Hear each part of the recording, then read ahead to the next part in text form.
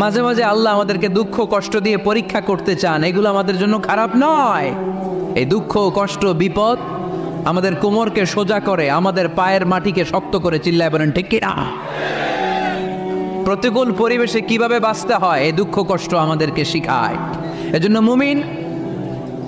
মুমিন বান্দার বৈশিষ্ট্য হচ্ছে দুঃখ কষ্ট বেদনা জ্বালা এগুলোতে সে আপসেট হয় না, সে হাল ছেড়ে দেয় না, সে ভরসা রাখে একজনের উপর, চিল্লায় বলতে হবে তিনি কে?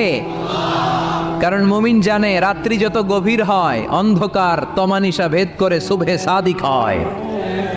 মুমিন জানে গর্ভবতী নারীর পেটের ব্যথা যেই দিন বাড়তে থাকে ওই দিনই নতুন মেহমান আগমনের সময় ঘনাতে থাকে।